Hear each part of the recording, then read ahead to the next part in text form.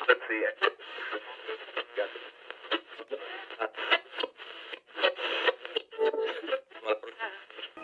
You are listening to GMR Radio. And now, the Great Movie Radio Show.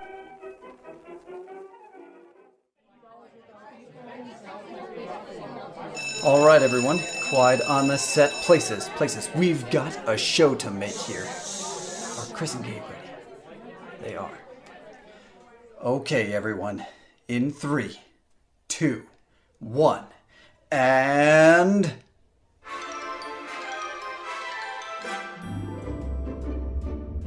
Coming to you live from sunny Orlando, Florida, it's the Great Movie Radio Show, a movie talk podcast starring Chris and Gabe. Hello, everyone, and welcome to the Great Movie Radio Show. Chris here, and of course, Gabe is here too, as always. What's up, buddy? Nothing much. I'm excited. I just realized that just now that this potentially could be our last podcast that we record virtually. Yeah. Because by the time this comes out, both of us will be fully vaccinated. Yes. Our guests may not be able to join, but we'll be at least next to each other. We should recreate the opening sequence from Bosom Buddies or something. What did you call me? Yep. Anyways. They did that on Fallon once. Fallon and Paul Rudd recreated the old Tom Hanks Bosom Buddies opening sequence. I was just, I don't know, being silly. Something we should do since we're able to chill and hang out since we're vaccinated. Oh, yeah. Oh, yeah. Vaccinated. So before we talk to our guests today on episode 24, we're going to chat about summertime. It's May, so you know what that means. Blockbusters, or at least usually blockbusters. Now... That and the Justin Timberlake meme. That's usually what... Oh, it's going to be May. Well, right now it is. It is May. Usually, we'd have probably like a Marvel movie coming out like this week. I think Black Widow was supposed to come out this week, but it got pushed a couple months. So we're kind of like in a dry moment. Mortal Kombat just came out. Mortal Kombat! Finish him. Yep. And Vitality. And we don't... What are you doing?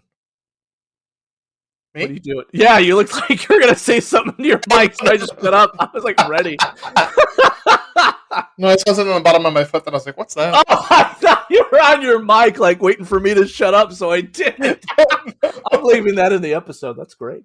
So we're going to talk about the top 5 highest rated summer blockbusters based on Rotten Tomatoes scores that people don't really care about anyways, because people just don't like Rotten Tomatoes. But for the most part, they're pretty good. So yeah, I like a fried green tomato. I have no response to that. I don't. So yeah, we're going to go down the list of the top 5 summer blockbusters, starting with number 5. Gabe, you said you've seen all but one of these, right? Correct. This one, Awesome. obviously being... You have seen the 2008 wonderful Christopher Nolan film, The Dark Knight, rated at a 94 on Rotten Tomatoes. Where's Rachel? Your mic is like going crazy right now. Where is she? I thought you were going to do it again and you didn't. You're just going to do that. It's going to keep going over and just not saying a thing and just messing with me. That's great. Christian Bale is just, he was a great Batman. He wasn't the best Batman, but like the movie was phenomenal. Heath Ledger, God rest him. What a powerhouse of an acting job for that movie. The Joker was like one of the creepiest, just batshit, get it? Characters that you've ever seen on screen, and it was a wonderful movie. I remember seeing this in IMAX at the Regal Mall of Georgia Theater at in Beaufort, Georgia, because I was living in Atlanta still. And just huge screen. It's like the biggest IMAX screen, kind of similar to like Point Orlando's IMAX screen. It's about the same size. And they did sequences of this movie just for IMAX. I think it was one of the first movies to like have that specially made for IMAX kind of, because it was 2008 and technology was still fresh, and you're used to seeing IMAX at just science museums. So imagine this huge sequence of like the robbery at the beginning, and it's just a huge screen and Hans Zimmer's scores, and then the window crashes and they do the thing, and it's just it doesn't stop. It never stopped. It just kept going and going and going and going, and just it was so good. That's what I was gonna say. Yeah, like that. You could argue with me, but I would go on the record to say that opening scene is one of the best opening scenes to a movie of all time. I could agree with that. I would say one of. I can't think off the top of my head of what is the best opening sequence of all time, but that is we'll go with one of top 3. That's top 3 best opening sequences in a film of all time. Just because you're on the building, and all of a sudden you're just boom, boom, boom, boom, and you're like, oh, okay. You see the Joker thugs, and like you're like, oh, they're you're gonna see Batman and all that stuff, and it just and one by one it just takes them out, and then perfectly just the whole heist. And then the school bus exit was just everything. It's man. Oh my god! I really love this film. It never let off the pedal either, and I love that about this movie. It kept going 2.5 hours of just nonstop, deep storytelling, action. Detective story. Cat and mouse. The whole thing is just intense, and it felt like a mob movie for most of the thing too. It wasn't just a Batman superhero movie. It was like a realistic mob crime film. And that's another thing to appreciate about it, too. Everyone has seen The Dark Knight. And if you haven't, you need to watch this movie. It's fantastic. We won't stay on it too long, because the next one, Gabe hasn't seen Mad Max Fury Road, the 2015 fourth entry into the Mad Max franchise. Of course, you had the original Mad Max. You had The Road Warrior, which I consider to be one of the best sequels of all time, just like The Dark Knight is considered one of the best sequels of all time. Mad Max 2 is probably my favorite out of all of them. And then there's Thunderdome, which it wasn't as good, but it's very much loved by fans, thanks to Tina Turner. And then Fury Road. But it was a change in the actor's chair for Max Rockatansky. Tom Hardy took over for Mel Gibson because he was just too old and too crazy to do the Mad Max role anymore. And so, Gabe, you said you haven't seen Fury Road, correct? I haven't seen. Gotcha. Any of the Mad Max movies. I remember it sweeping the Oscars. It almost won Best Picture. The people who worship the villain, his name is Immortan Joe. They have different, I forgot what their term is, but they are just like these bald, mutated followers, cult activists of Immortan Joe. And they have like this silver spray that when they're about to like kamikaze themselves for Immortan Joe, that they're talking about going to the gates of Valhalla and they will ride shiny and chrome. They spray paint their mouth like silver and then just kill themselves in this crazy stunt for the sake of helping Immortan Joe with something. So we had, when it was playing, when the Oscars were coming out that year, it won the 6, and we had this spray, like a baking spray, and it was silver. And I told my wife, if Mad Max Fury Road wins Best Picture, I will spray paint this probably nasty tasting but edible, it's non-toxic, it's for baking, silver spray and like do, it wasn't TikTok. Wouldn't we have Vine back then or something? I don't remember. 2015, yeah, it would be more. Yeah, Vine. it would probably Vine, yeah. That I would spray paint my mouth and witness me and just do something stupid, but it never did, and I'm very happy. I'm disappointed in you. You can blame the Academy for that. It's not my fault. I can blame them for a lot of things. You can. But no, Mad Max Fury Road, great film. Junkie XL's score is probably one of my favorite scores of all time. The entire movie, you could pause it, and it's a work of art. I still need to sit down and watch the black and white version. Very well made movie. Gabe, if you ever get a chance to watch it, please tell me when you do. It is just, it's another one of those, it doesn't stop. It's very action packed, keeps the pedal on the metal, literally, because it's, Mad Max. Maybe what we'll do now is, now that we're going to have the option to start recording together, you and I, we'll do a recording and then we'll watch a movie and stuff. So you can introduce me to more. Since class ends next week, so I won't have to be forced to watch movies. We could watch a movie that you haven't watched and talk about it, and that could be our beginning segment. Actually, I like that idea very much. You're welcome. Let's have another. Gabe hasn't watched this movie, but we just did. 5 minutes with Gabe. There we go. 5 minutes with Gabe, going at the end of the episode. So, Mad Max Fury Road was weighted. Waited. Elma Fudd moment. Was rated a 97 in 2015 when it came out. Wonderful film. If you haven't seen it, you can get in line with Gabe, and we'll watch it soon. Next one, number 3, is the 1979 Alien. Yes. Never heard of it. Shut the hell up. Rated a 98 on Rotten Tomatoes. Everyone knows Alien. Directed by Ridley Scott. Won an Oscar. It's the number 52 top-rated movie on IMDb as well. It's fantastic movie. My favorite horror film. We've talked about Alien quite a bit on the show just because A, it was on the ride.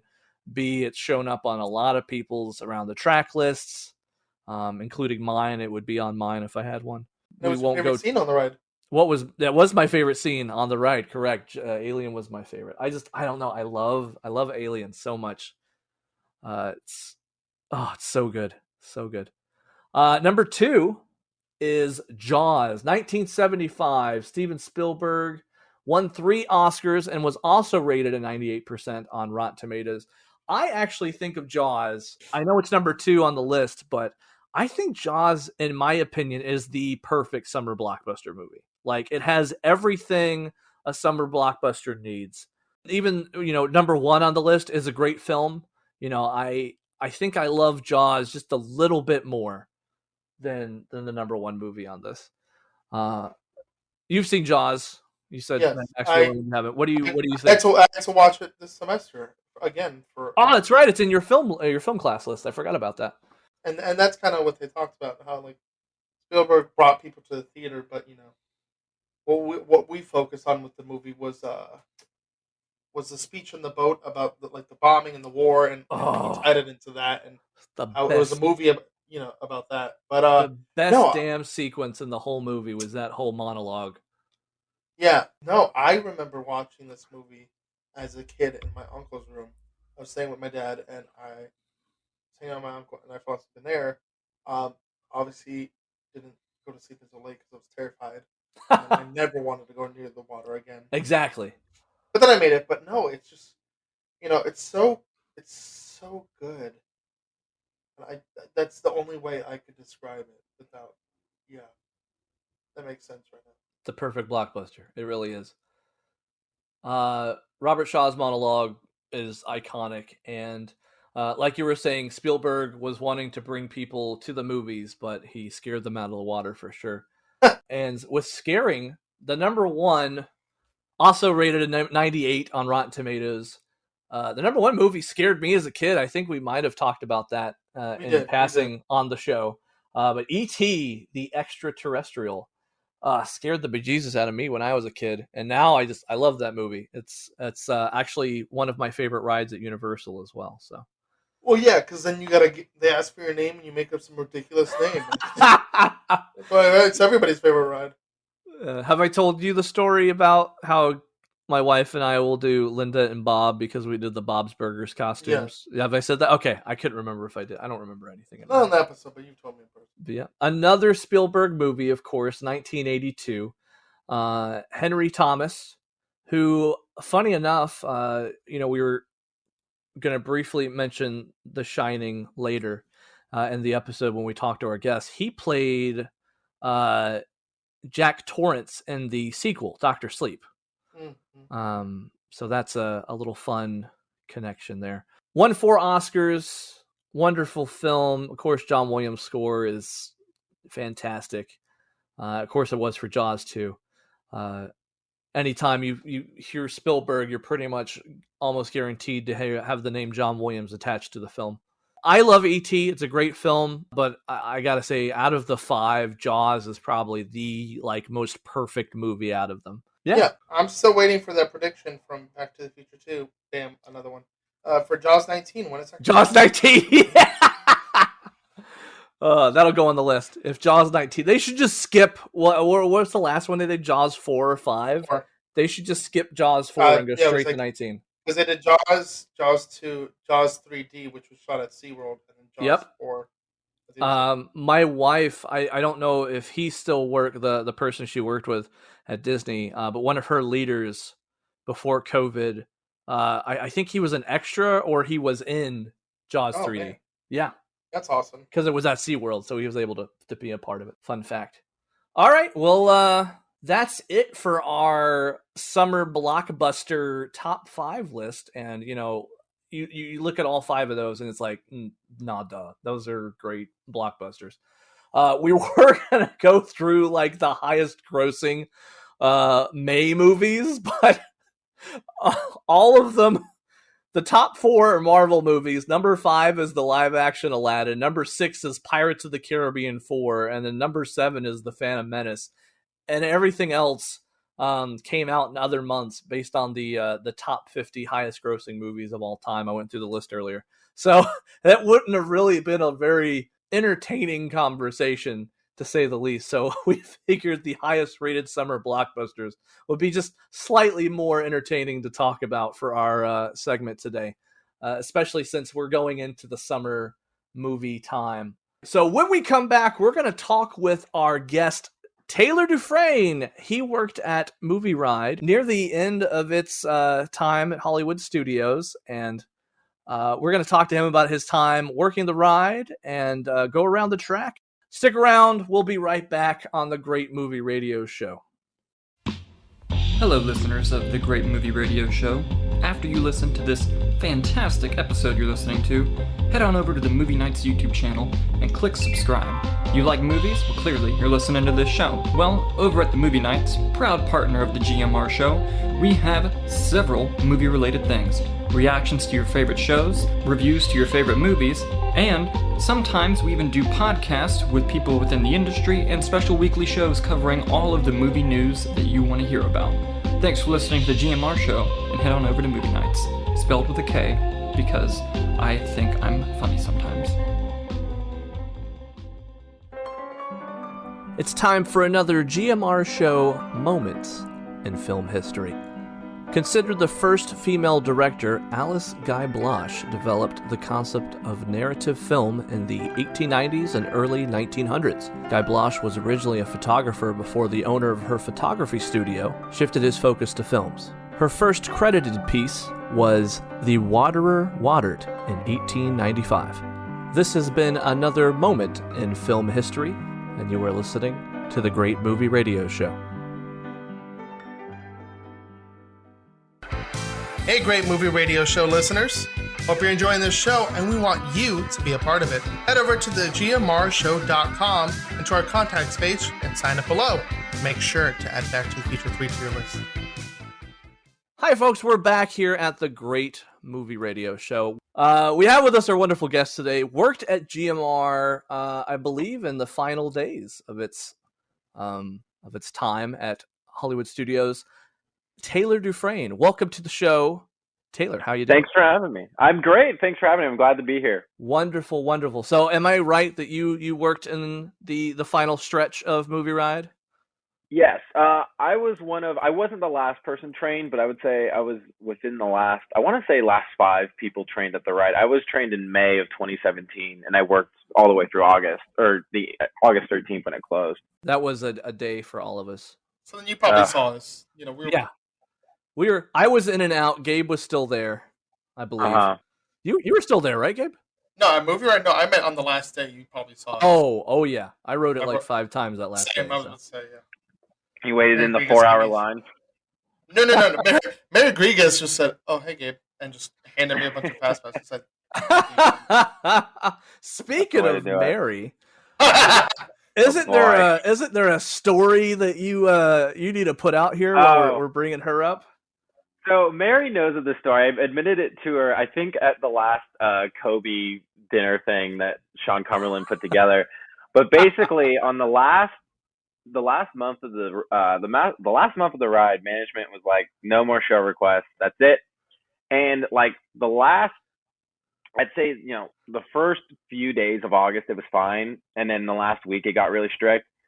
My family was at Hollywood Studios the second to last day of the attraction, the last weekend. No way, no how I was going to get a show request filled. So I had this plan because whether at cast, like how the rotation was, if you were at casting, no matter if it was a bogey or a whatever rotation it was on, you're going on a vehicle next, no matter what. So I ended up on that rotation. I knew it was going to casting. And so the person behind me on the A show, I was like, okay, I explained the plan. I'm like, okay, I gave my family like a stack of paper re-ads. Basically, if I was going to casting, I was going to text them saying, hey, I'm going through, I'll figure it out. And then I let the person behind me know it was this whole scheme. So I make it to casting. I text them before I get to casting, come on over. I call head usher and I said, let them through. I'll take the flack, whatever happens, let them through. So they're standing where people usually stand for show requests.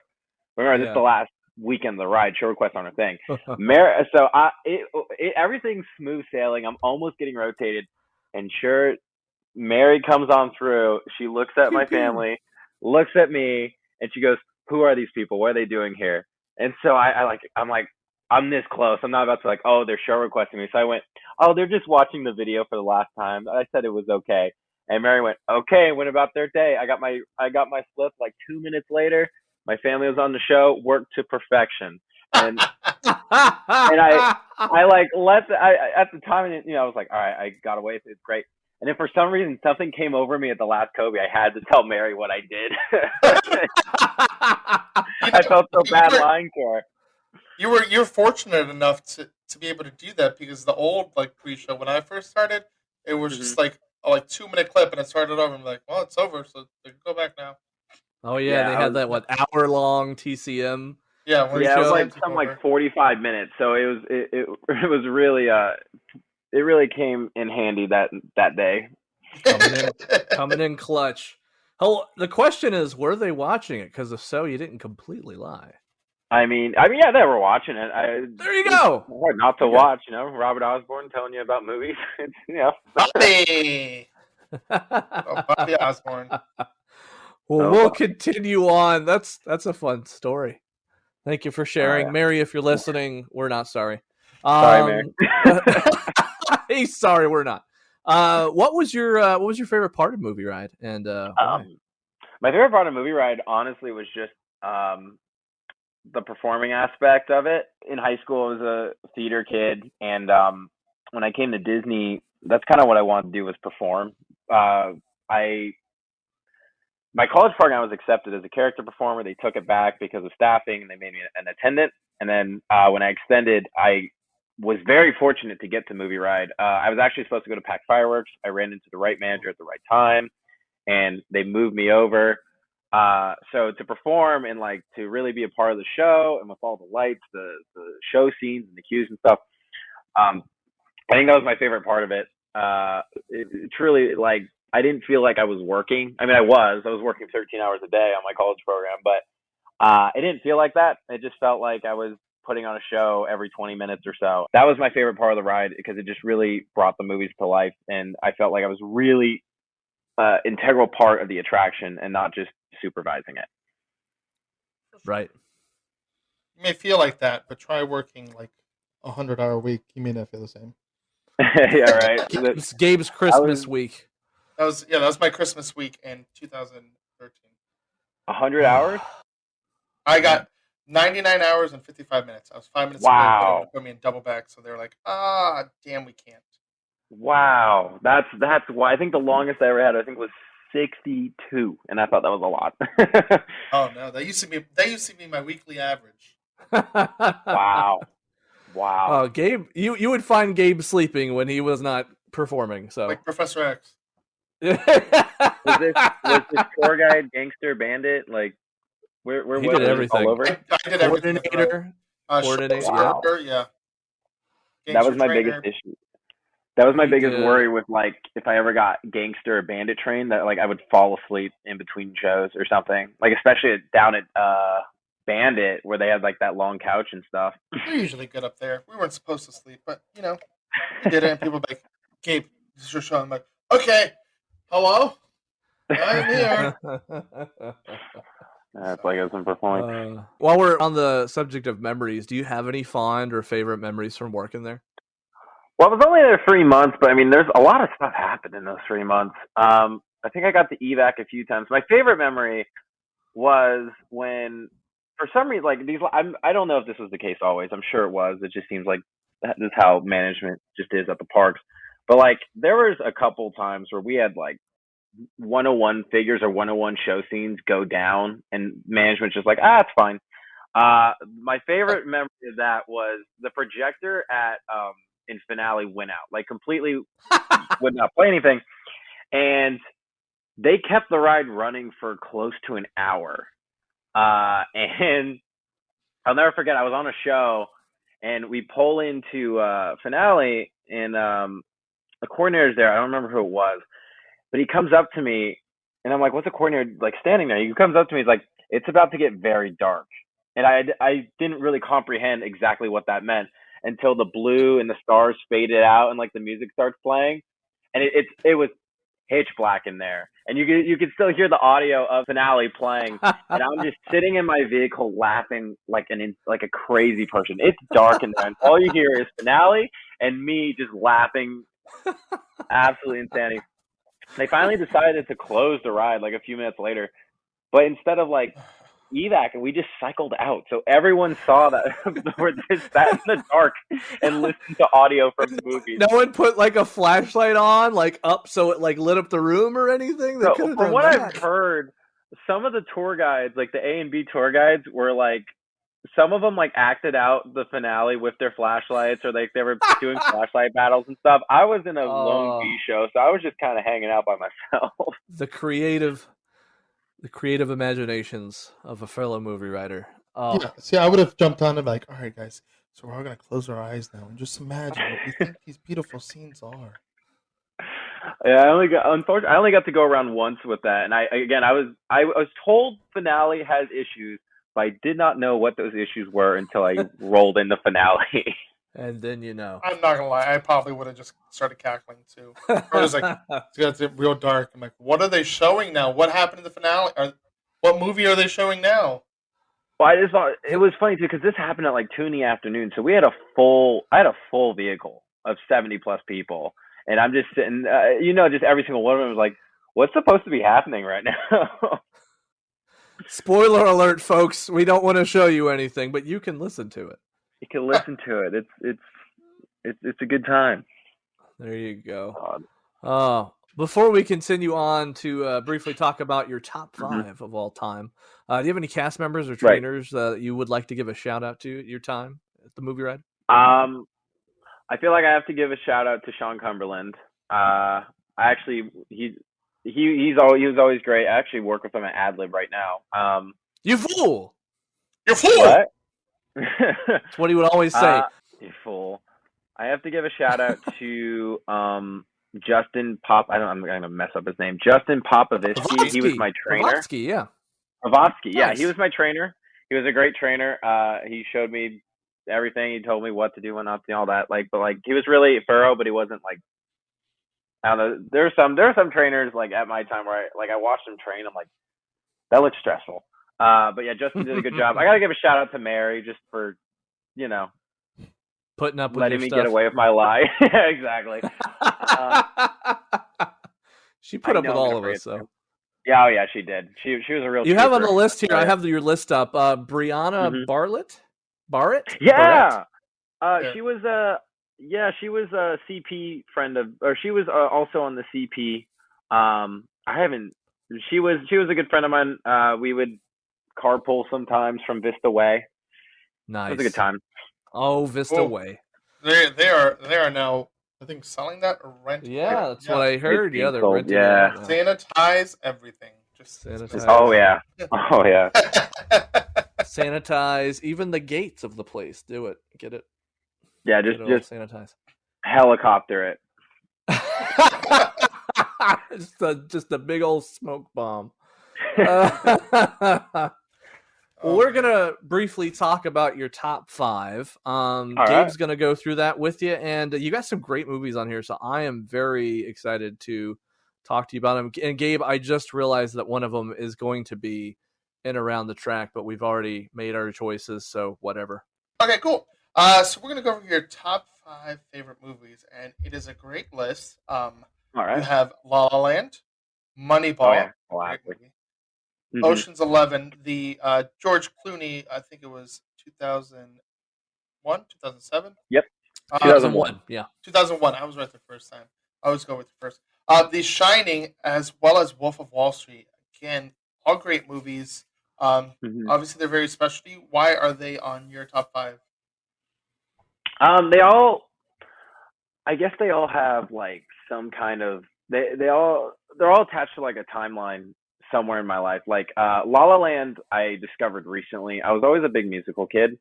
And for some reason, I didn't see La La Land in the theaters. People are talking about it, but I just didn't go see it until I saw it on Amazon, and I just couldn't get enough of it. Even to this day, it's probably my favorite of the bunch. Some about it, like really brings back. It really brings like the '50s musical like magic, but it's like a modern feel. I don't know. It's a really well done film. Moneyball is interesting because like it's usually not my kind of film because like yes it's a sports movie but it's not really a sports movie, it's more like sports management, and that sure, kind of yeah. thing. But the reason I'm so attached to it is because I'm a huge A's fan, and I was a season ticket holder when not when the movie came out, but like when I first saw the movie. Oh, Um, nice. Yeah, I was a season ticket holder for 2 years over there, so that was just Oh, always a favorite of mine. The fact that like they made what's his name, Brad Pitt starred in a movie about my favorite baseball team just blew my mind at the And time. of course, isn't Chris Pratt was in that too, right? Yes, No, it's- yeah. oh, Chris Pratt's in it. he was. Pratt was in it, and then Jonah Hill won Jonah Hill. Best Supporting Actor for And, that movie. Yeah, it has a very very good cast in that movie, and it just. Oh, yes. I mean, Chris Pratt wasn't huge yet. I mean, he was still. I think he was in Parks and Rec. It's just crazy that huge cast was being, all that was being filmed at the Oakland Coliseum, somewhere I went every day. I don't know why, but like I love that movie. It's really well done. What else is on my list? It was You got La La Ocean's Land. 11 for number 3. Oh, but we're going to okay. talk about that during Around the Track, so you can skip that one Fair if you enough. want. We have The Okay, Shining and and Wolf of Wall okay. Street. So The Shining, I actually just watched in October because this was before any there's still not a whole lot of new movies in theaters, but there's more now. But back then there really wasn't any. So like at the movie theater at City Walk, they were just showing a bunch of old films. That's my and, theater. Yeah. oh, really? he's the man. Yeah. We went to the Fathom Events Nice. showing of The Shining, and that was the first time I ever saw that movie. Oh, and it was man, actually, I'm so happy for you. Oh, it's so yeah, good. it was actually my first movie from that director as well. What's his name? Stanley Kubrick, yeah. Yeah, Stanley Kubrick. And my friend was trying to explain to me what a movie of his is like, and I didn't really comprehend until I saw, and it's just his attention to detail and like just all the shots and stuff.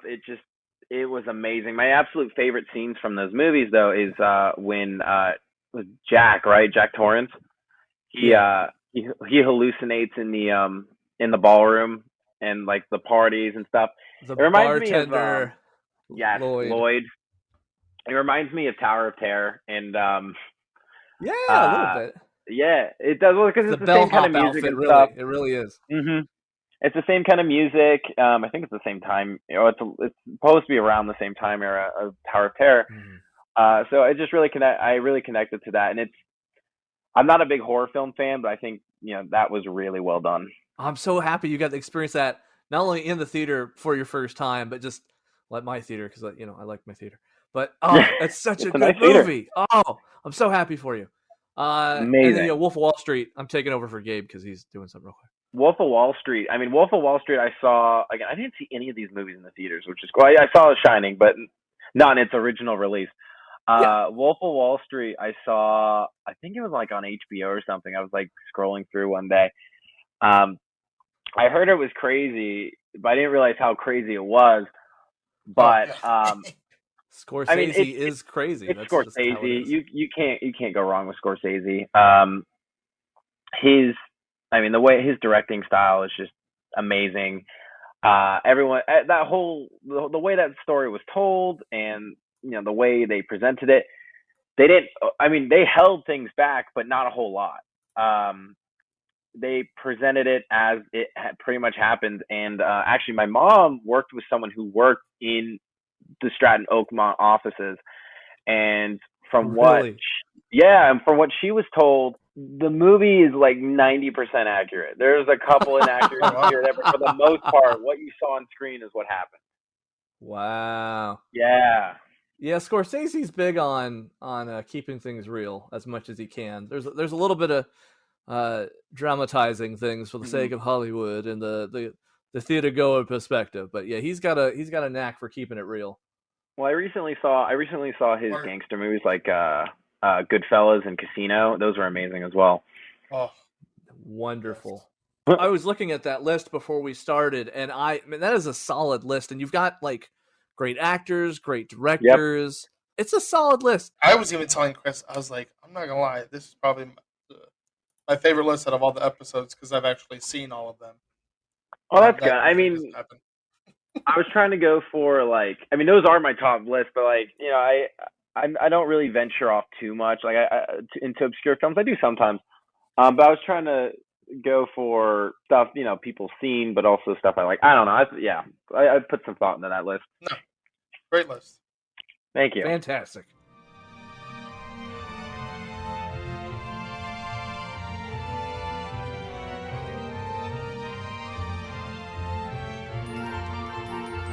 All right, so we're going to go into everybody's favorite segment, our bread and butter that makes no money. Around the track. 5 minutes with Gabe. Oh. Wait, what did you say? Oh, I thought it was my segment, 5 minutes with Gabe. It's just, nope. That's not everybody's favorite part of the show. We'll put that in the end credits. And now, 5 minutes with Gabe. And it's just silence. Or it's you watching Shrek, one of the two. Oh my God. Fantastic. Well, we've got a wonderful Around the Track lined up. You gave us some movies from each genre that's on the ride, with the exception of comedy, which is just a genre we cover. The ride really didn't, but we like to give it it did not. A shout. And we're going to start it. Get on the car, do the thing, blah, blah, blah. Hello, everyone. Welcome to the place. Guys and Dolls from 1955. Marlon Brando, Frank Sinatra, Gene Simmons, whom I just watched in Spartacus the other day.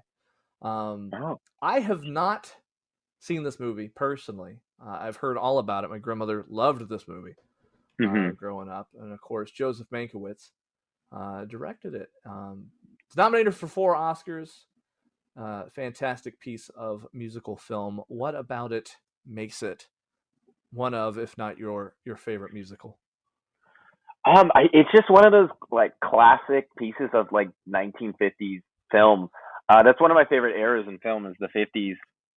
Some about it was still film was still kind of new, with color and stuff, and they just really, special effects weren't a thing. So in order to they'd have to build these extravagant sets and stuff. And Guys and Dolls is no different, and has what's his name, Frank Sinatra, and it's just it fills all the boxes with me. I love musicals. I love the I love the 50s era. I love big sets. And it's just it tells a great story, and it also feels like a movie that could have fit in the Great Movie Ride. It's just one of those. I agree. Yeah, it's just one of those films that was so big and like extra that it really checks the box of what the Great Movie Ride felt like in like cinema at that time. So we get to do the fun part. Mm-hmm. Ooh, is there a scene in Guys and Dolls that you can take a second to think about it, that you would kind of like just take the chunk out and just fit it into the musical segment of Great Movie Ride? What would you choose? Yeah, I think the scene I would put in there it'd probably be the scene with Marlon Brando singing "Luck Be a Lady Tonight" in the sewer with like all the gamblers around him and him basically like shaking the dice. I don't know, it's the scene that really that really sticks out to me in the ride. And it's just, yeah, I feel like that'd be a good way to start the ride. Him in a sewer playing dice with a bunch of gamblers under, I believe. I mean, we're kind of going into a tunnel, so it's kind of like a sewer if you think about it. Yeah, a little bit. It works to the aesthetic too, I suppose. A little bit. Awesome. We're going to leave. I'd probably be singing the whole time. I put myself on mute because you started saying "Lucky Lady," so then I just started singing the song.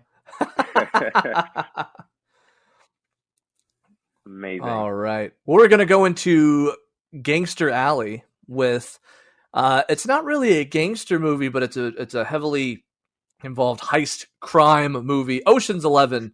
Right. We're not doing the original with Sinatra. We are doing the remake from 2001. Steven Soderbergh directed, George Clooney, Brad Pitt, Julia Roberts in this remake that was, very well reviewed, very good movie. I enjoyed it. Mm-hmm. What about this one? Have you seen the original, first of all? I haven't seen the original. It's been on my list considering how much I love the 2001 version. I haven't gotten around to it yet. Gotcha. What about this one makes it one of your favorite crime movies? Well, it's funny is I had heard of Ocean's 11. I heard how good it was. But for the longest time, I didn't exactly know what it was. I thought there was 11 movies, like Ocean's, whatever. And then not over quarantine, but like just before, my friend was telling me about it because I'm really into playing like blackjack and stuff. I really like Vegas. And he's like, you got to watch this movie. So I watched it and like I was instantly hooked on it. Like one, because it was based on Vegas, but two, just, I mean, how well the movie was. Like it's just a classic heist movie. And it was just a lot of fun. It's one of those movies where if I see it playing, I'll sit down and watch the rest of it. And it just, all the characters are fun, and it's just, yeah, it makes you want to do a heist yourself almost. And it's like, I can't do that. I don't have I work in Disney World. I can't do that. Yeah, I was about to say, I'm not that intricate to be able to pull off what they pulled off. And it's not the first time George Clooney has been in a movie about heists or multiple heists. If you've seen Fantastic Mr. Fox, he plays the Fantastic Mr. Fox, and they heist 3 farms. And that's my favorite animated movie all time. Wes Anderson, great movie. George Clooney voices Fantastic Mr. Fox. So I don't know if any of that went into the fact that they got George Clooney to be Fantastic Mr. Fox, but I could see that because of his sly, smooth voice. I mean, potentially. What scene or okay, let's backtrack here. This is Gangster Alley. We're gonna have a hijacking of some sort, even though we're doing a bandit show for our episode today.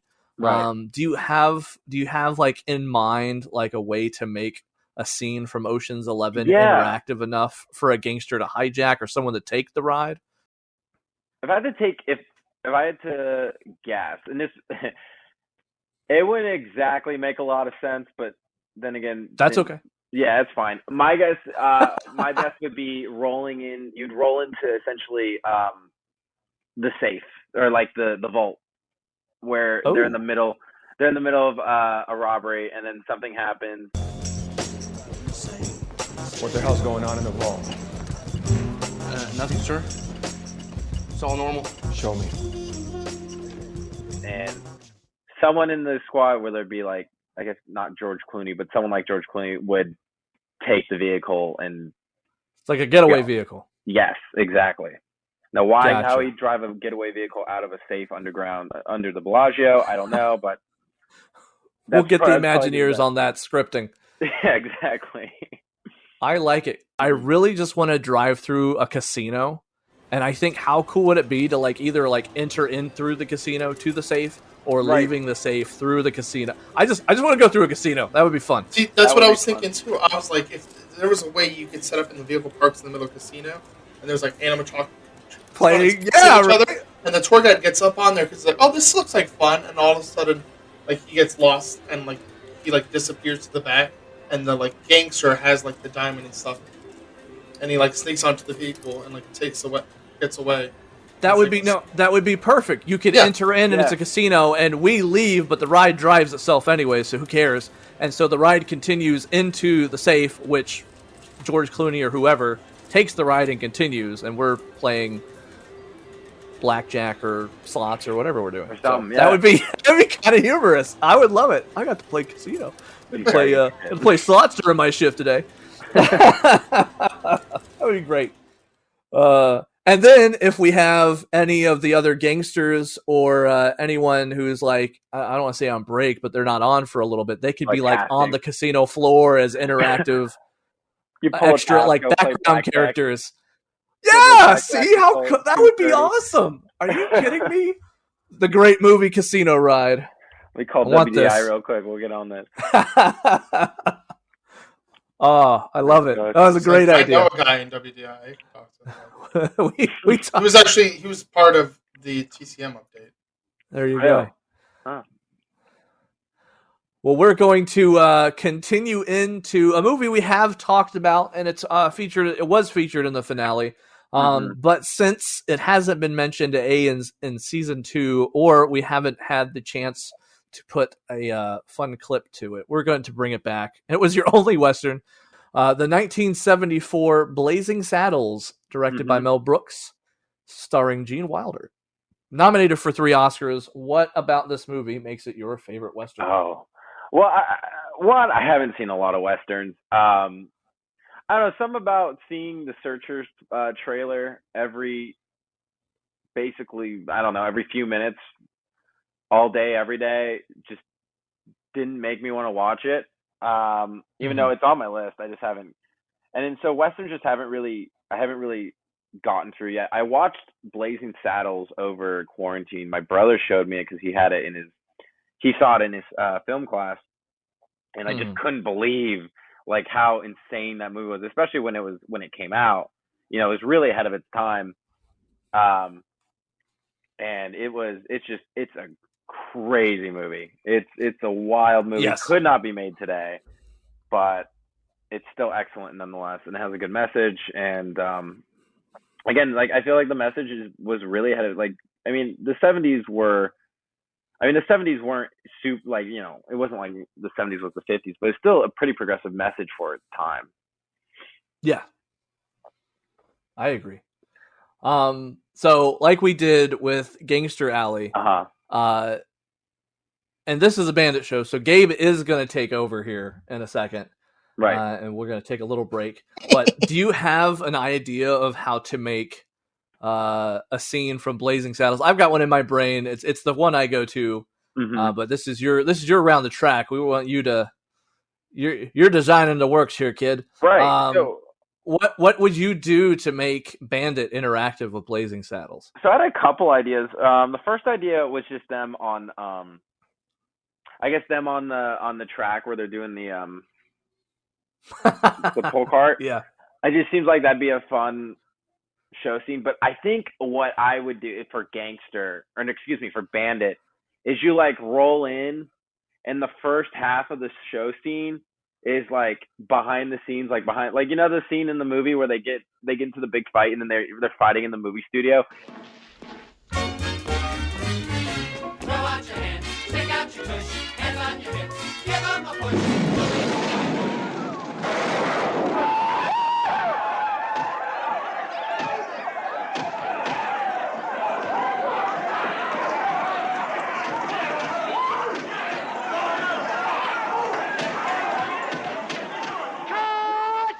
It looks like that, Yeah. and as you get closer, you get into the Western set. I just think that'd be really funny, and it really work with GMR.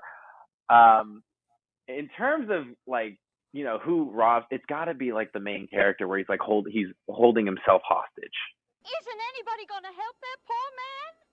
Hush, Harriet. That's a sure way to get him killed. Oh, help me, help me, help me. Somebody help me, help me, help me, help me. Shut up.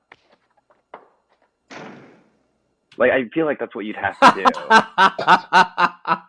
You know? That would be great. You could, and you can intertwine that. I mean, you don't have to have the particular storyline of Blazing Saddles flow just like the ride. You can mix it up and, you know, take an excerpt from this sequence and put it into that one to make the flow work. Yeah, it's your ride, man. Yeah, and but I'm with you. I feel like that's what I would go with. Is just like, if we're going, you know, the theme, just some about like a bandit rolling in and then like hijacking himself, or holding himself hostage, forcing himself on the vehicle would just be a really, really funny time. I think it'd be a really funny aspect of the ride. Oh my gosh, it sounds fantastic. And I'm assuming whoever would be on the A show for that would ride in and then get into the predicament with whatever the studio mess of a fight or whatever is happening. Yeah. That's when the bandit would come on, taking himself hostage instead of the group, and then continuing into the next movie. And so Gabe's gonna take himself hostage. Yeah, I can only imagine the scene is the bandit starts taking himself hostage. The tour guide goes up there to help, and then that's when the bandit comes down, takes over the vehicle, and then the tour guide's just left on the stage like, what the hell? What is happening? Just slowly goes, and you're just like, what just happened? So yeah. Right. Well, we're gonna take a small break, and when we come back, the bandit known as Gabe has kidnapped himself and is taking us into sci-fi fantasy. So we'll be right back here on the Great Movie Radio Show. Hold it right there, hombre. Woo-wee! You're listening to the Great Movie Radio Show starring Chris and Gabe, which means you hit the mother lode. Don't let the hombres move until we come back. Listen, you want a belly full of lead.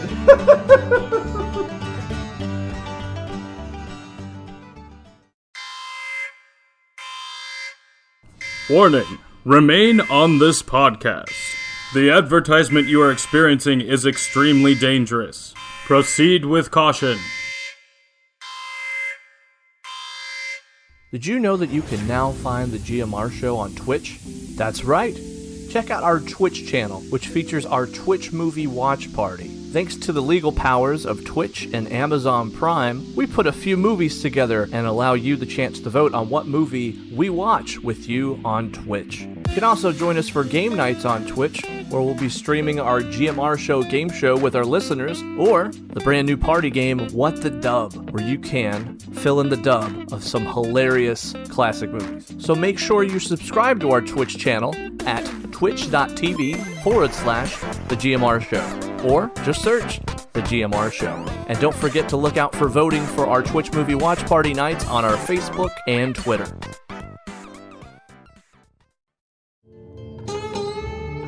Be sure to hit that subscribe button so you don't miss another episode of the Great Movie Radio Show starring Chris and Gabe. When you do, it means you're riding with us now, so hold on to your horses. Speaking of which, where are the horses?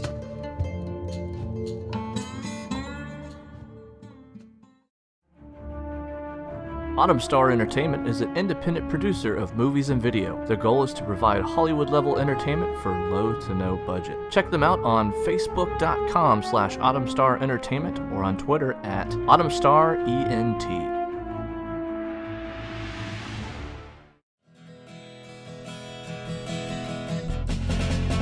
That's some mighty fine territory you're heading into, Pilgrim. Time to get back to the Great Movie Radio Show starring Chris and Gabe. I wouldn't think about turning back if I was you. That is, if you want my opinion.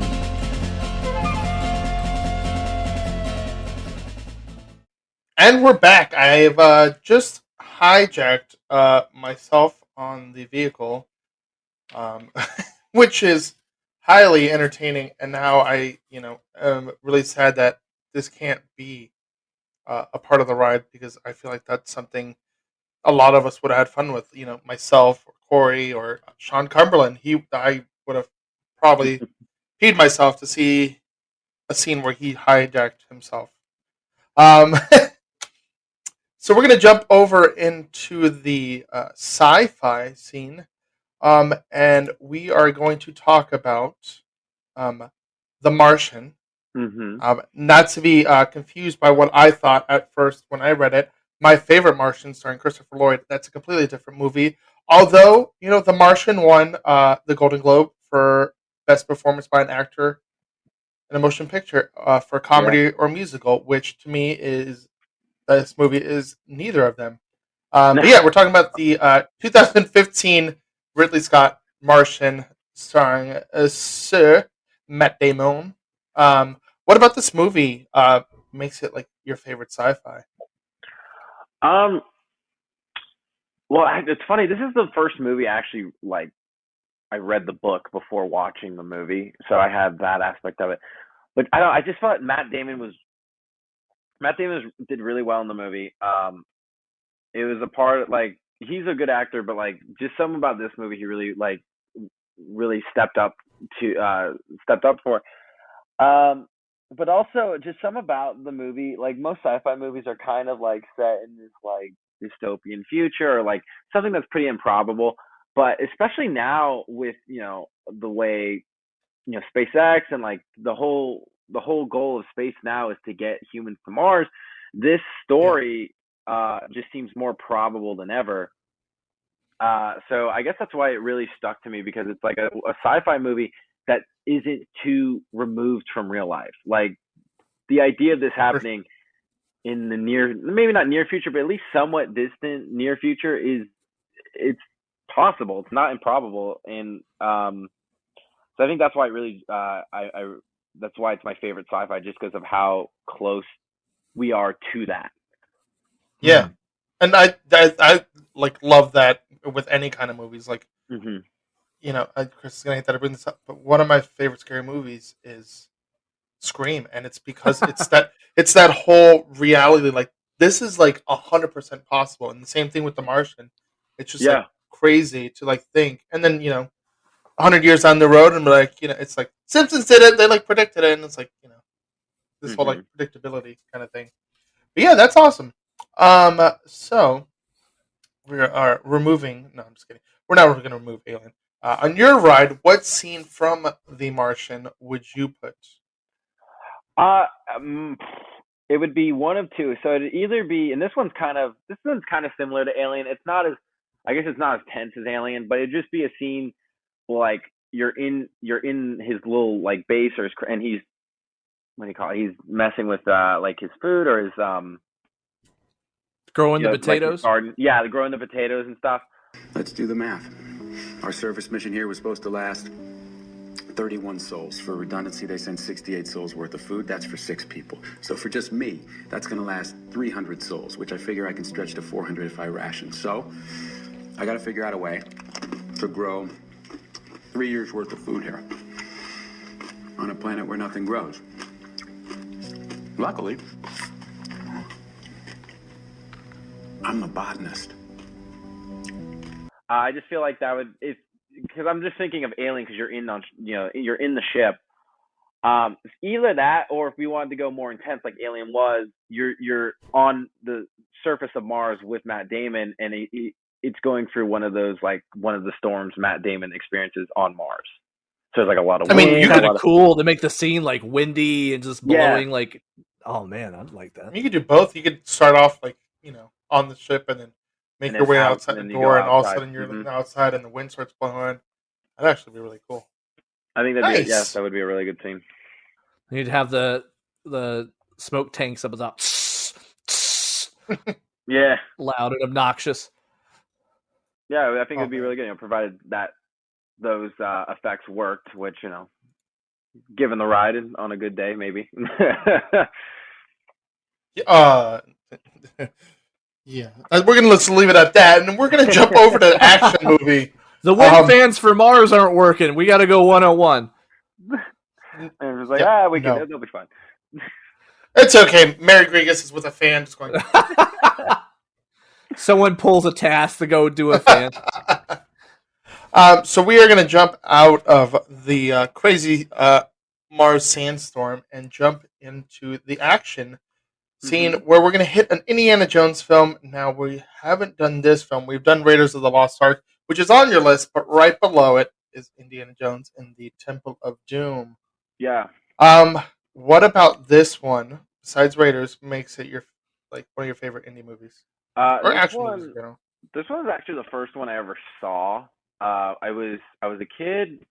I was on a road trip with my family or something. For some reason, we had Temple of Doom, but we didn't have Raiders. And so it really, there's a lot of, obviously it's Indiana Jones, so a lot of adventure, but some about like the lava stuff and the Kali Mas. It really stuck with me, and that's why it's still to this day it's my favorite. I love Raiders, but I feel like Temple of Doom is my favorite just because it was the first one I saw. It was my first introduction to Indiana Jones, so that's why I have it above Raiders, even though Raiders is nearly perfect. Yeah, and honestly, I think I'm on the same boat where I saw this one first, and obviously with like Raiders, the famous like boulder scene and all that stuff, and it's like that's what everybody remembers about Indiana Jones. But to me, it's the scene with the heart and stuff, and then of course Short Round, Dr. Jones. Dr. Jones. I can't remember which Indiana Jones I saw first, so I'm kind of jealous of you two that you remember this one. Well, it's not all about you, Chris. I'm just putting it out there. Come on. Awesome. So what scene or scenes from Temple of Doom would you add to your great movie ride? I feel like it would have to be something with like lava. With like probably the underground where there's lava all around. Almost kind of what they did at Disneyland, where they were going to build. That's what I was going to say. Where they were going to build that big, like it was going to be what Indiana Jones was supposed to be, where Jungle Cruise was going to go through it, and I think the train was going to go through it, and it was like almost something like that. We could just build that, right? Or we could just bring the ride over. You get out of the GMR car and ride Indiana Jones, and then get back in the ride car. I'm kidding. I just like that ride a lot. Awesome. Yeah. No, that sounds. You started describing it, and immediately before you even said it, I just started picturing Disneyland's Indiana Jones ride, and I'm like, it's so good. It's every now and then when I had an annual pass for Disney, I would go on Dinosaur and just put like a headphone in and just like. I was literally about to say, I just want to go ride Dinosaur and close my eyes and think it's Indy. It's close. There's I think it's the same ride path. I think Indiana Jones has one turn or something that Dinosaur doesn't, but other than that, it's identical. Yeah. Even the ride vehicles are the same. Yeah, they are the same. I think there's two of them that were actually used in Disneyland before brought to Florida. Oh. I believe I was told by a Dinosaur cast member. Oh man, we could go on and on about Indiana Jones the ride and I love that ride. I grew up with on Indiana Jones the ride. Yeah, right. I'm just glad they're reopening it. Go, yes. But we're gonna jump over to one of my favorite genres, the horror genre, and we're gonna talk about. Even though it is Sir Tim Curry's birthday, we're gonna talk about the 2017 version of it. Hey, Georgie. I still haven't seen the original one. I've seen like half of the original one, but I could watch the DVD. I could watch this one and it too, like anytime. Like I thought this movie was so creepy and scary, and I like ate it up. But enough about me. Why do you love this, and why is it your favorite horror movie? This was one of the only horror films I actually saw in theaters. And because I'm not good with horror films, it's just one of those things where like I'm not good with like jump scares and wild stuff, so I always like find myself like plugging my ears or closing my eyes and stuff. So I'm like, why did I spend money to go see this? But something about it, like it was very hyped when it came out. Like everyone was talking about it, so I was like, all right, I gotta go see it. And I really, really liked it. I thought it was really well done. It was really creepy, and there was a lot of what I enjoyed is yes, it did have a jump scare too, but what it really utilized, it really honed in on like the creepiness factor more than the jump scare factor. Like I think the scariest scene was the projector scene, and that wasn't even really too much of a jump scare. It's just how unsettling it was. That's what I liked about the movie, is it focused more on unsettling scenes than just going for that cheap scare, and that's what I really appreciated about the film. For sure. I think kind of like more horror films need to be like that. Yeah, like you know, with the way like Pennywise worked and stuff, he like tapped into your like inner feels and fears and messed with your like reality and stuff. Oh, your feels too. Yeah, and your feels too. And I mean, the casting was like great with their like adult and childhood doubles and stuff like that. And, and then it I just great. They did a really good job. Great choice. The projector scene actually didn't creep me out as much, and I'm the same as you. I'm actually slowly getting more and more into horror because of my wife. She just loves horror films. Horror films. Horror films. But the scene with the painting one is the one that creeped me out the most. And now even when it came back when they were in the sewer and it was changing different faces, that part didn't creep me out as much. But when the little kid was in the church office or wherever he was, and the painting like came out, I was like, oh god, yeah. That moment, man, I was like, oh, I still kind of turn away like anytime I watch it and that part's coming because I'm like, nope. And this was pointed out to me. I rewatched it because I had to see it for myself. But the scene where the one kid, the bigger kid, is like doing research in the library, Pennywise actually takes over the librarian, and the librarian is like staring at him in the background. The whole scene. I keep shaking thinking about it. So chill. Yeah, it's very well done. Again, I still, Chris, you're gonna have to let me borrow it. So I can for the original. Yeah, well, I mean, I have the newer ones too, but if you haven't seen the original, I have the DVD. So next month, potentially, when you and I get to record in person together, finally vaccinated. There you go. Yeah, that'd be great. Yeah, you can borrow that, or we'll just watch it. Either way.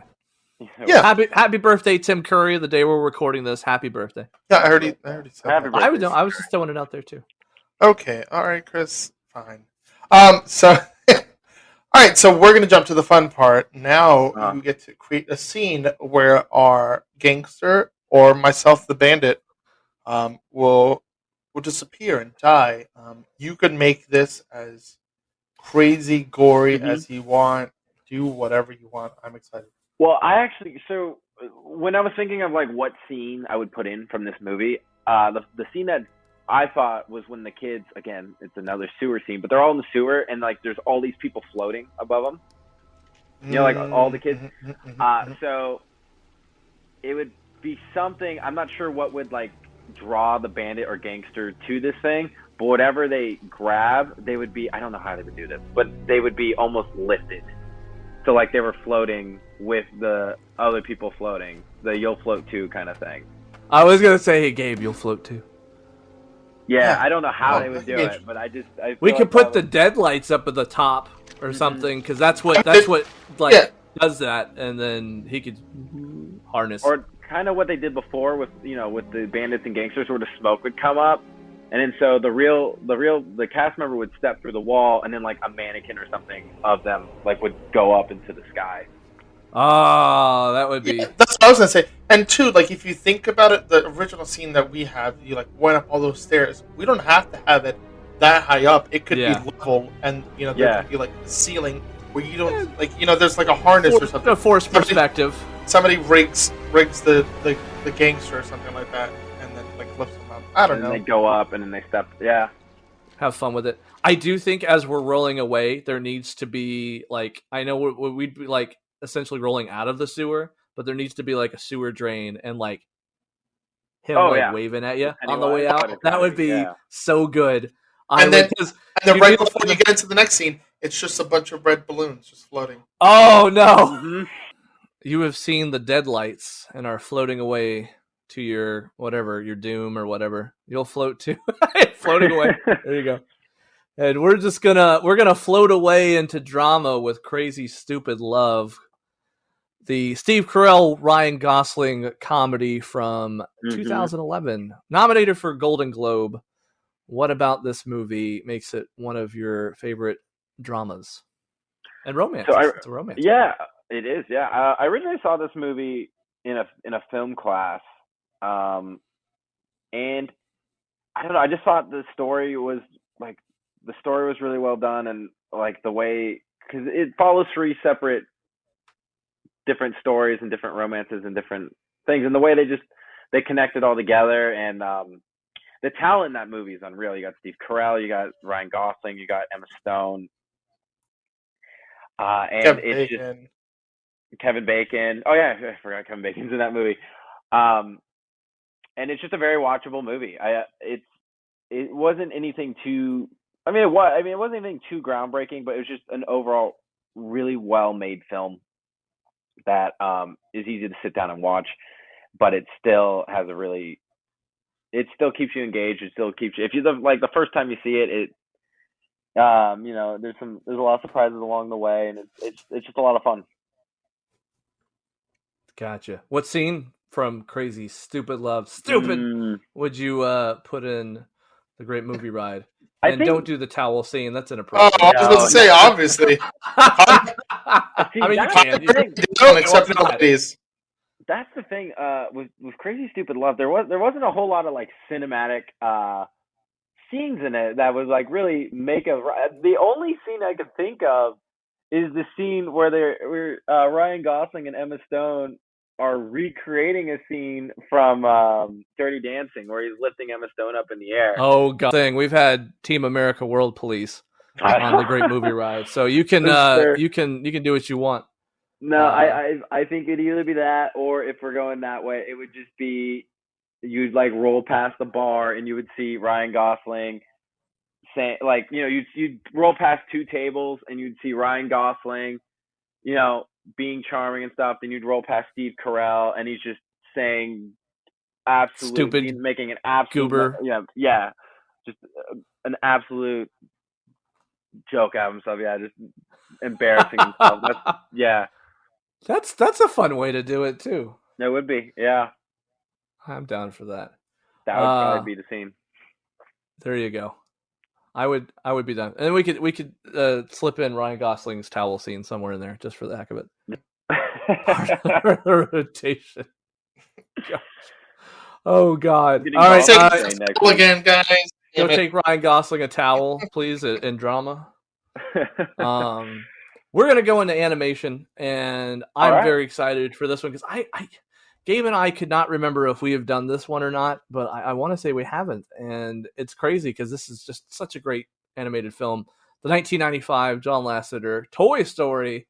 It was way ahead of its time, and really was. The fact that we've gotten 4 of these movies, we only needed 3, and they still gave us a 4th one that was so well done.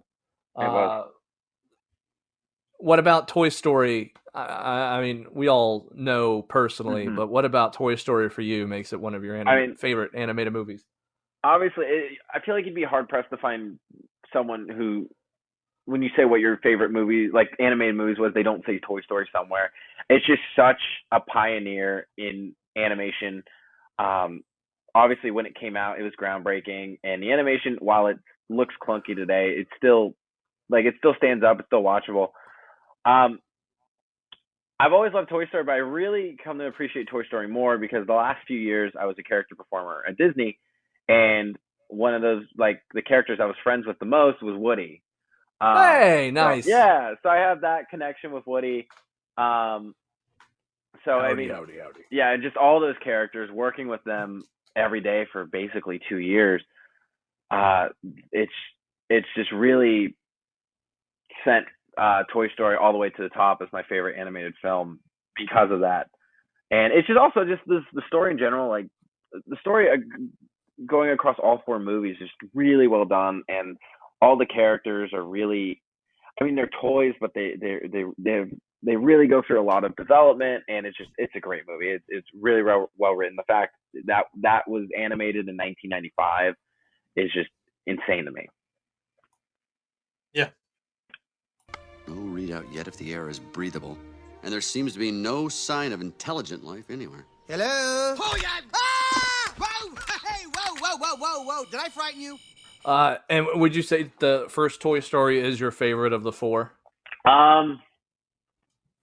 No, actually, I would say I enjoyed Toy Story 2 the best out of the 4. Yeah, it introduced more characters, like it introduced Jesse, and there's more of an adventure to it.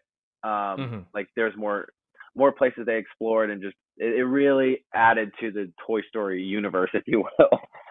It was your Empire Strikes Back of the Toy Story franchise. Yeah, essentially. Toy Story was a great, laying the foundation for this wonderful franchise, and Toy Story 2 was the I Am Your Father of Toy Story. Yeah, I would compare it to how Back to the Future 1 was great. Back to the Future 3, and then they just close it with Back to the Future 3. When I was supposed to list my westerns, I didn't think of that, but yeah, I could have listed that one. I love that movie. Oh, Gabe would have been all over it. He's like, we have to do Back to the Future 3 if you would have put that on there. Listen, he didn't let me do Back to the Future with sci-fi, so. Rough. I'm sorry. Well, we're going to pull into where Oz was. And again, for those who have listened to us, this is where we do comedy. For those who are listening to us for the first time, the Great Movie Ride did not really spotlight comedy. So in the place of where Oz was, we like to spotlight comedy. Okay. Your choice for comedy is the 1999 Mike Judge comedy Office Space. Office Space. I have not seen this movie in a long time, but I remember watching it. And Gary Cole, who I was a fan of from a cartoon series called Harvey Birdman, Attorney at Law, as Lumbergh, was just, you're going to have to do this. I loved him. It was so great. What about Office Space does it for you as comedy? I know what's funny about Office Space is I love it, and most people, when you ask them like why they love Office Space, it's because they relate to it in some way because they've worked in an office like that. I've never worked in an office in my life. I've only ever worked at Disney. But something about it, just like the characters and the way, because even though I've never worked in an office, I feel like we've all had a manager like I can't remember his name, but like the Lumbergh. Yeah, like Lumbergh, who like comes up and they try to like give this fake of being like relatable to like how's it going, and immediately into something you did wrong or something, So I don't know, just something about it. And also, I guess at the time I was going through a lot of like I was questioning what I wanted to do with my job at Disney, because I'd been a performer, but I didn't know if I was happy with it anymore, and I wanted to do something else. And to see another, the character on screen feel like he's doing the same thing over and over again, a routine, and then at the end he goes and he's a construction worker and he's happy. It just really, for some reason, I really connected to that, and it like gave me this push to go back to attractions, which I don't know why I like connected the two, but I did, and that's why I like such a connection to the movie, and that's why I love it so much. Honestly, all I could think of is when with the flare scene is like cast members and their pin lanyards that they walk around with. Yeah. We should have a pin, like a pin lanyard or something like hidden in like the tour guide like section of the ride vehicle, and so when you're going to Office Space, just like put it on, and then you stand up and have all the flare on, your flare, or it's underneath the jacket or something. Yeah. Oh my god, that's perfect. Oh man. So we're gonna go. Let's go crazy with this. It's Office Space. It's Mike Judge. Yeah. Let's have some fun with this. There are multiple things that you could make interactive from Office Space in this segment. Let's throw some ideas out there. What do you all think? So my thought would be you start off like in a field and you're rolling past the gang, like destroying the printer, because I feel like that's such a classic scene. Yes. You got to put it in there. And well then done. You like roll into the office, and you see Lumbergh like taking the red stapler from what's his name? Lumbergh again? No, he's taking it from what's his face? Milton. No. Yeah, he's taking the red stapler from Milton. What? Here, let me just go ahead and get that from you. Great. So, if you could just get to that as soon as possible, that would be terrific, okay? Thanks a bunch, Milton. Bye. Okay. You see my stapler? And then as you, I guess, when you stop in the show scene, something happens, but like as you're leaving, like the building's on fire. Yeah, and instead of Emerald City, it's Milton there, and he's just like, "I told you if you didn't give me back my red stapler." Exactly. I would burn It's this not the down. way that Milton just lifts up. Yeah, exactly. And what did we say earlier, Gabe? As you're leaving to go into finale, Lumberg's just like, yeah. So if you'd get off the ride now, that'd be great. Yeah. You like just roll through finale. You Yeah. don't ever stop. You just roll through. You We see should like, have stop for like a second. You're like, why are we still in office space? And then all of a sudden it's just like you're in a cubicle. Like finale's a giant cubicle, and he just comes across the screen and stops. It's like, how'd you guys like the show? Yeah, I'm gonna need you guys to pull onto dock and get off. And, Yeah, I'm gonna need you guys. Remain seated until the vehicle comes to a complete stop. And he has like a GMR mug. He should do you do the Lumberg spiel. That would be And great. then You just do the whole gather thing. up personal belongings and exit. Okay. That's excellent. Okay. That's great. I also think the ride vehicle should start. What song was Michael Bolton listening to in the car? Was it "Damn It Feels Good to Be a Gangster"? I think that needs to play through the ride vehicle audio the entire scene. And then, but then when this B vehicle pulls up, you just like turn it down. Oh man, what a movie! I need to watch that one again. If there's any of them out of the list we just went through, I think Office Space needs my attention. The movie is the movie's so funny because it's obviously there's some scenes where where they're destroying the printer and the setting of the office on fire is out there, but for the most part the movie is very like to itself, but just the little scenes and like the relatability to it is just it's amazing. There's a connection. There totally is. For sure. Yeah. Now I also want like a scene where you're in his apartment and the next door neighbor's like banging. Hey, here you go. Yeah, right. Yeah. All right. So yeah, I'm gonna need us to end the episode now. Yeah, that would be great. Well, we appreciate you coming on and doing an around the track and talking to us about your time at Movie Ride. Taylor, that was a fantastic time. I had a good time. Gabe, what do you think is your favorite part of the movie ride that round? It's hard to say, but let me preface by starting. Yes, this was an amazing episode. I had so much fun. It's actually one of the very few episodes that I've seen a lot of the movies that are on the ride. But I gotta say, I wasn't expecting it, but the bandit scene and me being the bandit having to hijack myself and just leaving before I got on the stage, like, what just happened? Yeah. It just imagining that cracks me up. I'd have to say personally the gangster scene, because I like the prospect of playing casino or in a casino, and even just like being a background character, because there's so many things you could do. Like I said, you could have characters who aren't taking over a ride as background characters. Like if we pull a task, go be a background character in the casino. You know, there's so many little things that we could just have fun with that little sequence, and I don't know, it would fit that world of the Ocean's movies, honestly. Yeah, I think that one was my favorite. That and the Pennywise idea was cool, having the sewer spot of him. Hiya, Georgie. So, well, Taylor, thanks again for coming on. We really appreciate you taking the time out of your night to join us for our episode 24 of the Great Movie Radio Show. Oh no, I was just saying, I appreciate you having me on. I saw all these GMR like legends on the show. I'm like, I don't qualify for this. I've only been 3 months, but I'll put my name on the list just in case. You know. Hey man, we're all together. Rides. Yeah. Yeah. Well, I appreciate it. I really do. I had a lot of fun, and I'm kind of bummed out this version of the ride didn't exist. Same. Recreate it in your head. Just recreate it in your go head. Go like Minecraft or something and just like recreate it there. Well, thank you all for listening to us today.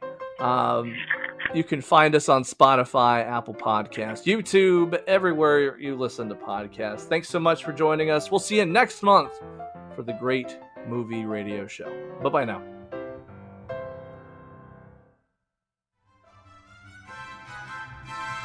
The Great Movie Radio Show is recorded in Orlando, Florida.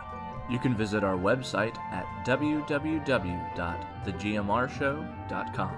Art direction and logo design provided by Mr. Bayless. Voiceover and intro work provided by Dave Fesky and Joe Erickson. You can find our podcast on multiple platforms such as Anchor, Spotify, Apple Podcasts, YouTube, and many more. Music provided by the YouTube Audio Library. You can find us on Facebook and Instagram. Just search The Great Movie Radio Show or The GMR Show. This has been The Great Movie Radio Show. We hope you enjoy your day, and we'll see you at the movies. The stuff dreams are made of. Goodbye, everyone.